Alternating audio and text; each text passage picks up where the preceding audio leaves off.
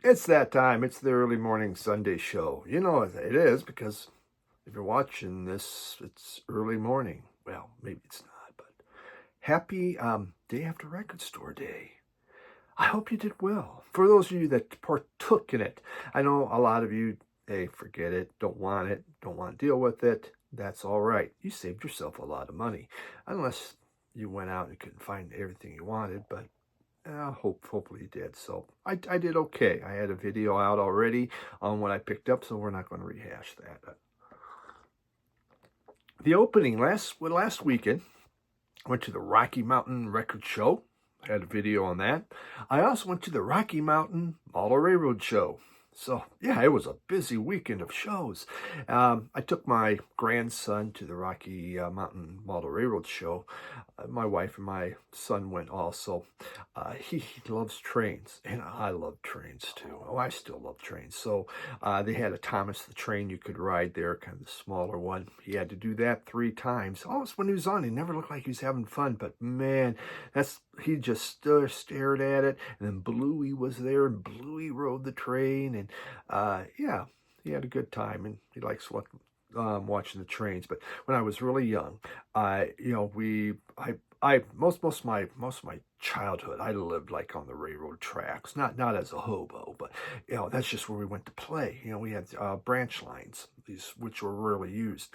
And I remember we're going out there, we're thinking, and we're like 6, 7 years old.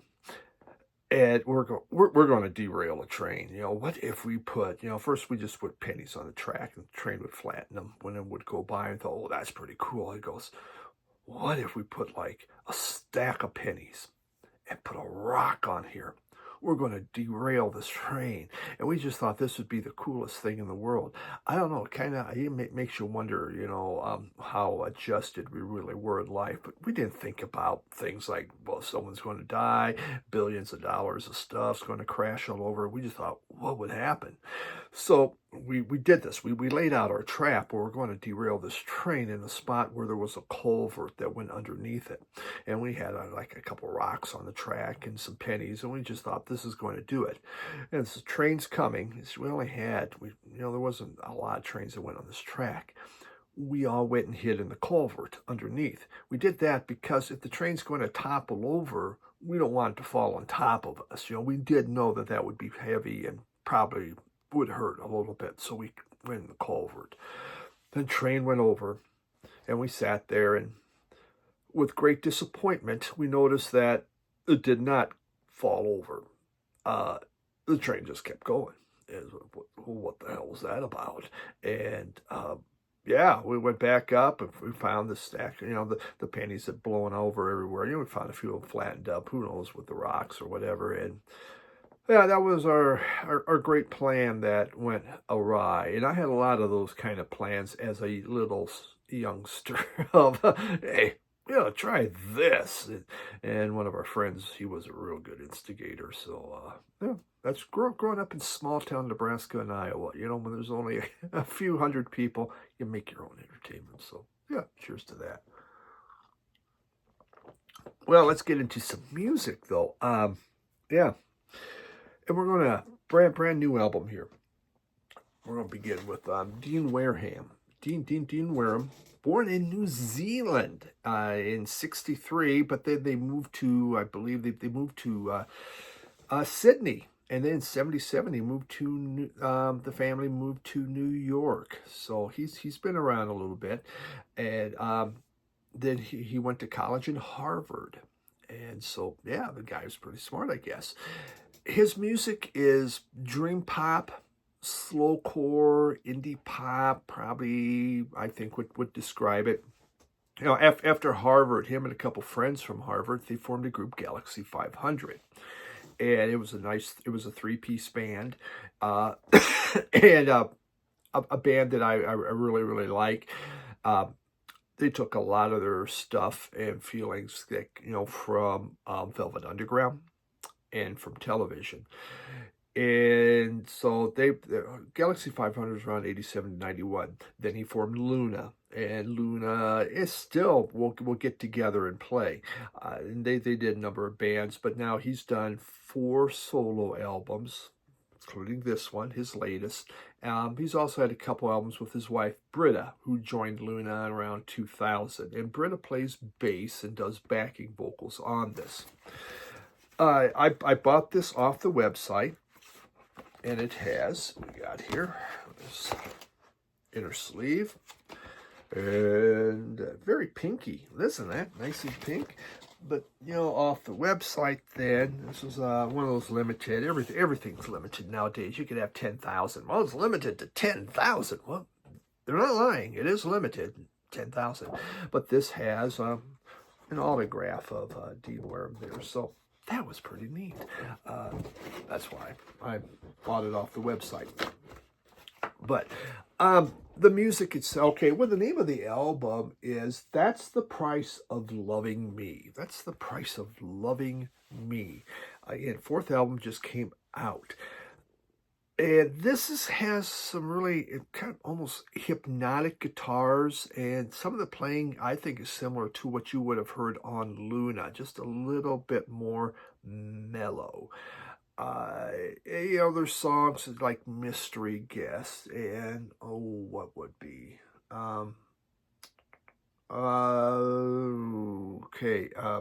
Yeah, Mystery Guest. I'm trying to think of these. New World, New World Julie was one. Bourgeoisie, Marquis, and some of that has the feel of the Velvet Underground, actually, when you listen to that. You know, when he was in Luna, after they just started Luna, that group, they opened for the Velvet Underground back in '92 when they were doing their European stint. So, I mean, he was huge Velvet, and still is a huge Velvet Underground fan.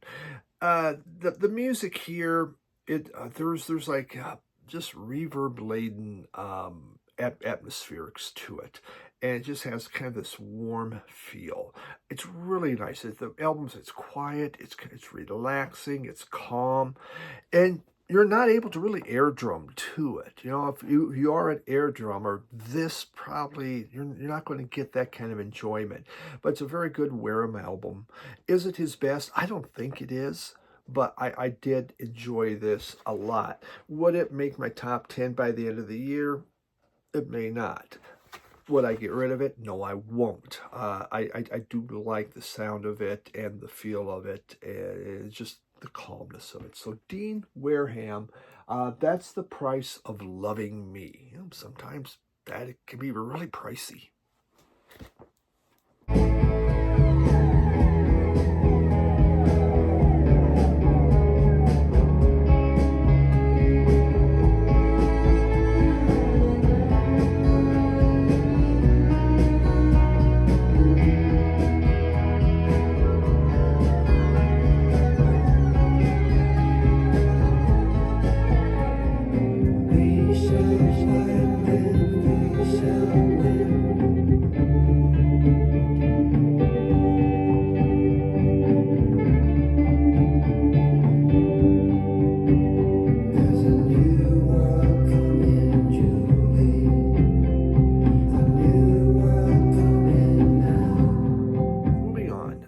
The next album, don't need to talk a lot about it, but this is something, you know, I have it, so we show it.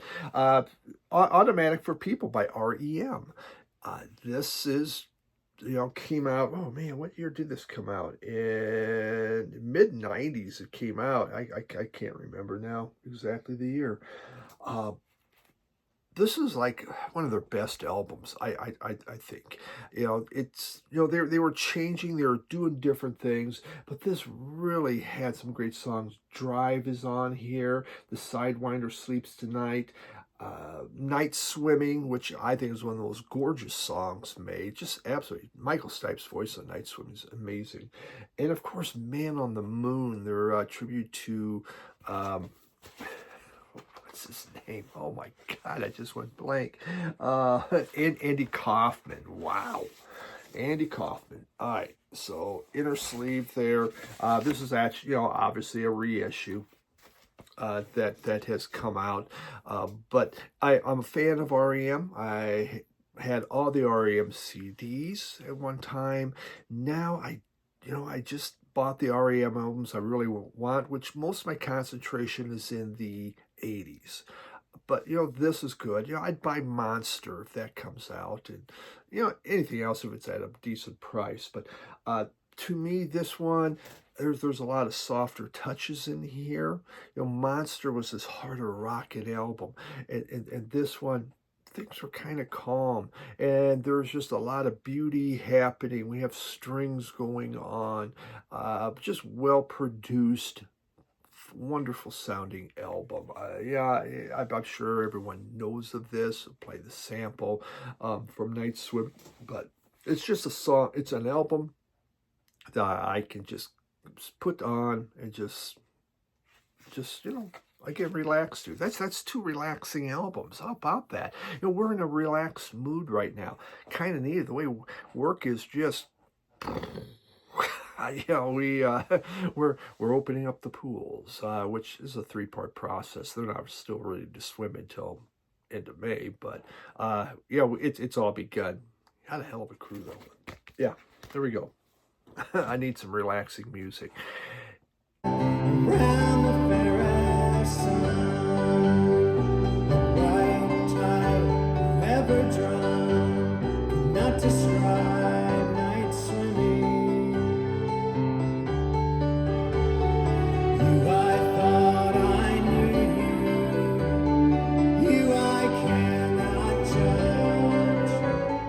All right, how about this one? Footsteps. Zamrock. Okay, haven't done Zamrock in a while. And I said Footsteps, that's the name of the album. The group is actually called Blackfoot.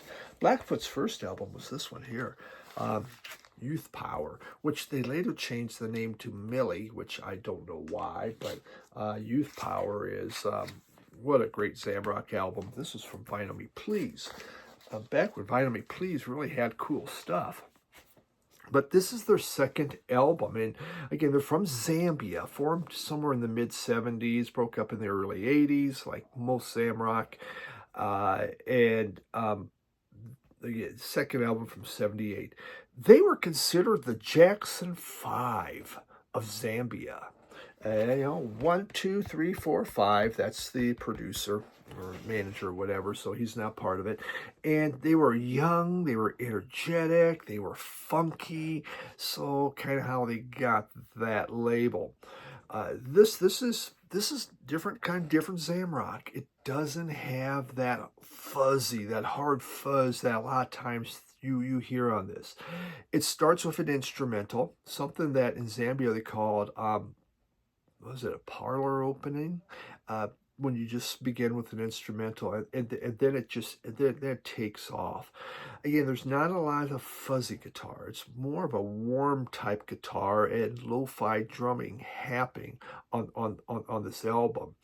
There's kind of the songs. What is it? When I Needed You and Send Me Flowers are both two of them, I thought, two standout tracks that I heard on here, and they're just really good rockers, but it has very strong guitars. Drumming sounds really good on them. But again, the guitar playing is, it's a little quieter. It still rocks, but doesn't have that Hendrix. That might be the best way. It doesn't have that huge Jimi Hendrix type fuzz feel. Most of the songs are sung in English, not all of them. It was just a really great album. Good Zamrock. If you really want the heavier Zamrock, you may not like this, but I do like Blackfoot, and so I was happy to get this one, and yeah, quite enjoyable. Just more great stuff from Zamrock. Kind of running out of stuff I really need on the Zamrock collection, unless I want to buy originals. Good luck.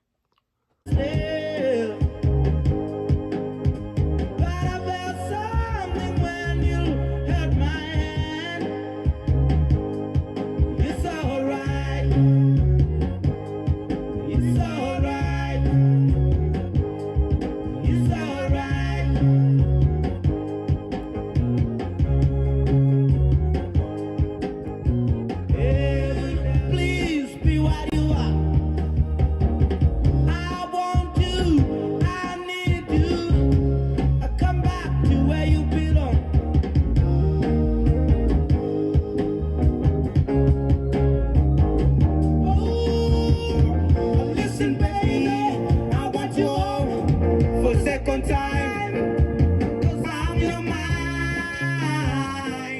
gospel.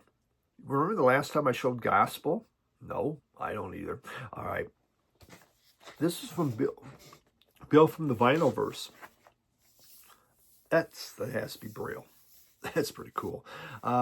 Bill sent me this, and again, Bill's channel is the Vinyl Verse, and I've talked about Bill many times. You know, Bill's a very good friend out of Philadelphia, and he sent me this, and it is Echoes of the South. And Blind Boys of Alabama, they formed in 1939, and they're still going on, and they've had a ton of roster changes. Let's face it, people die, and for a variety of other reasons, but they always had this core group that was in there, these core singers, then other people would come in. Most of the people in the Blind Boys, I say most of the people in Blind Boys were either blind or were visually impaired, not completely blind. But not everyone, but for the most part it was. They began getting success. 1983, they got noticed. So they formed in 39, but in 83, they got noticed and really became more successful. Their first album they did in 1994. And since then, they have put out 18 albums. So they had a lot to say. The inner sleeve. There we go. Dude's 91 years old. 91. How about that? Pretty amazing. Actually, a couple of these guys died right after this was done, and they were some of the long-term members of this group. And you know, this album here, Echoes of the South, is the name of the album. It came out in 2023. This is probably, you know, I could show you the cover, but the cover's not as exciting as this here. This shows it better. And on here, let's see, it features Ben Moore, 42, born in 41. Again, the group started in 1939, and he passed away shortly after. And Paul Beasley, another one, born in 44 and passed in 23. So both of those did pass right after this was done, and it came out in 23. This here is kind of again, it kind of makes it joyous but bittersweet, but it's such wonderful gospel. One of these, I believe, I think it's him, I believe is Jimmy Carter is his name. So no, that's not the president, but Jimmy Carter is the last surviving member of the group, you know, so he's been around a very long time. So this was, you know, this is joyous. Send It Down was one of the songs. It was just a stomping, and again, I'm going to use the word joyous because that's what it feels like. Work Until My Days Are Done was just rowdy and rollicking gospel. It was filled with hand claps and choral shouting. I mean, just what you think of a gospel revival. Jesus Has Been Good to Me had this deep soul gospel jam happening. It was this kind of album you go, why don't I have more gospel? Why don't I buy it? You know, oh, it's kind of related. Well, you know, I grew up in a very religious, my dad was a minister, but we didn't do gospel. As a Lutheran, you didn't do gospel music because as a Lutheran, you're supposed to kind of sit there and look stern and not get too emotional. That's how you do things. You know, people that jump around, shout and sing and that, and go, what? That's why, you know, even now most churches, they have these bands. They go, what? What's that? I mean, no, we're just supposed to sit there in church and look miserable. That's our job. I mean, we're Lutheran, damn it. But this is great. This is really, really good. Bill, this was unexpectedly very good. And so, Bill, thank you very much for that. This was, outstanding gospel. And it does make me wonder, I should buy more because it was so fun. Hey, Lord, you know what this is about. I can't shout right till you send it on down. Hey, Lord, let your Holy I can't shout right till you send it on down. Hey, Lord, come on down.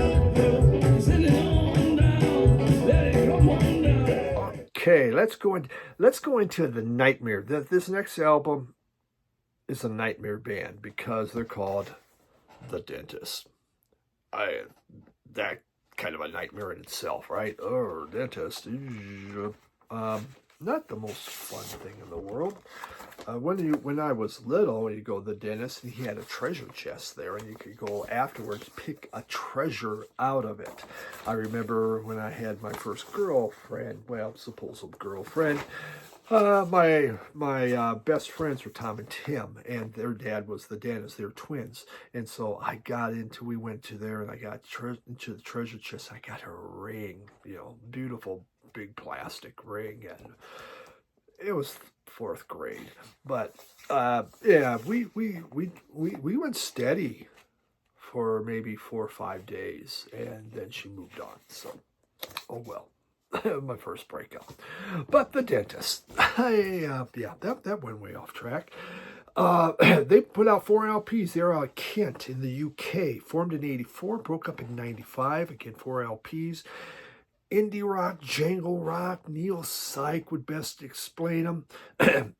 They kept the original members except for drummers. I mean, no one seems to keep drummers. Mike Rankin, sorry about that. It's just drummers are very disposable, and they went through like 3 or 4 different drummers. Hey, get in there, drummer. Get in there, drummer.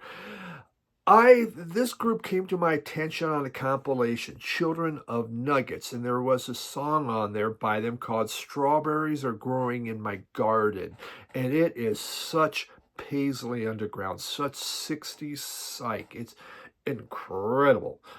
Great song. So this is their debut, so I went and I bought it, and it's not on here.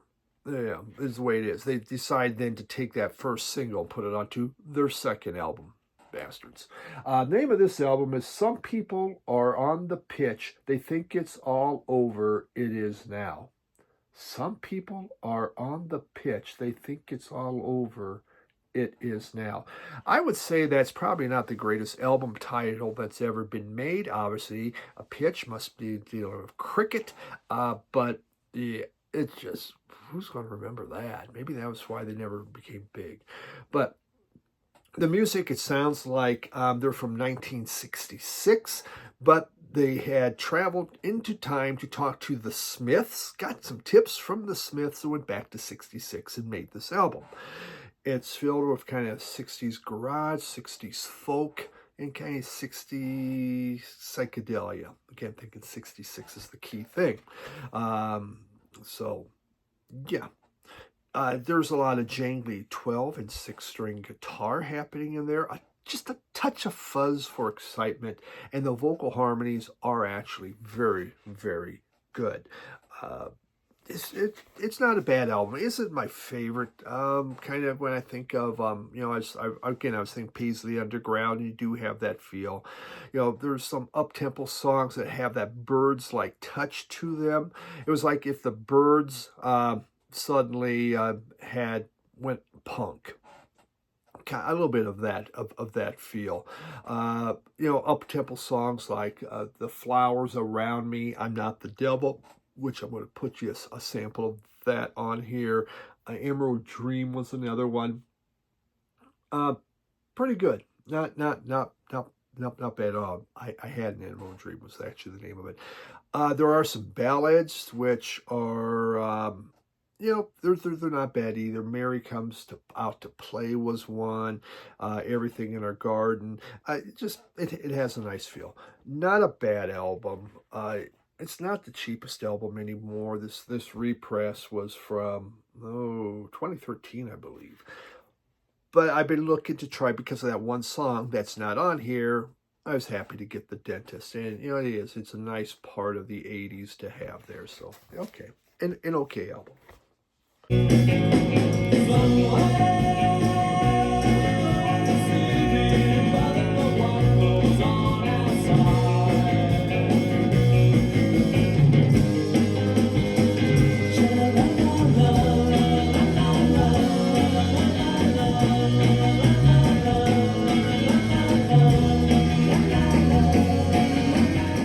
So we did some gospel, we've done Paisley, we've done, what the hell?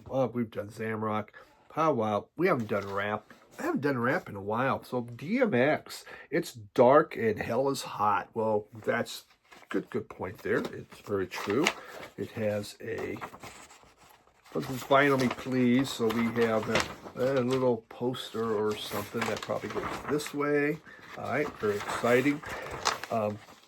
This was the selection of the month. I just wanted to quit. I just took it. Am I a DMX fan? I'm not really. It's not a bad album. This album did very well for him. How about that? For some cool colors, very swirly. But you know, his real name Earl Simmons. Born in Mount Vernon, you know, home of George Washington and Earl Simmons, and born in 1970. He's gone by the names, I believe, Darkman X. He's gone by X. He's gone by Dogmaster X. He's gone by Divine Master of the Unknown that does not have an X. Rough life. His mother beat the piss out of him when he was young. Jehovah's Witness, father left.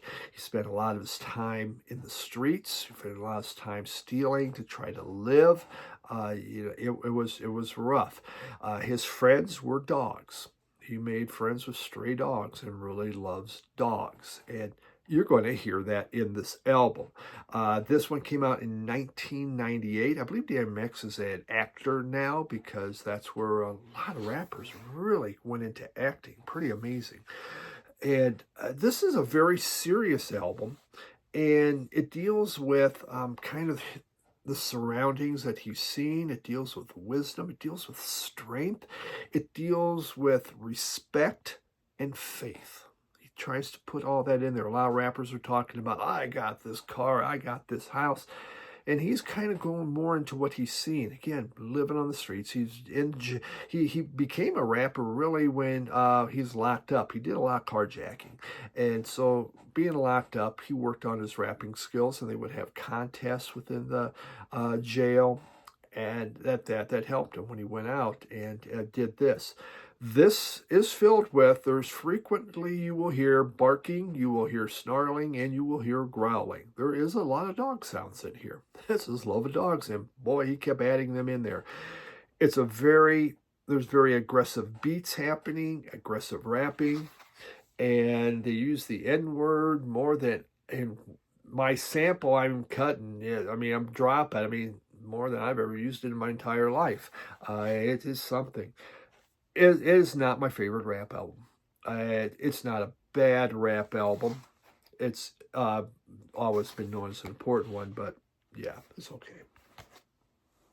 Y'all niggas wanna tell us? Get at me, dog. Y'all niggas want the bread? Get at me, dog. Get out with the dirt. Y'all niggas wanna be killers? Get at me, dog. Y'all niggas wanna fill us? Get at me, dog. Y'all niggas want the bread? Get at me, dog. Get out. Nowadays it ain't looking too good for certain niggas, some hurting niggas. What you doing? Robbing niggas, jerking niggas, sticking niggas, cause they deserve it. All right, that's it. I'm done, and I appreciate that. And yeah, not much going on otherwise in my life because it's all work now, baby. 6 days a week, and away we go. But thank you for dropping by for the early morning show. And yeah, we'll see you next week for Easter. Bye.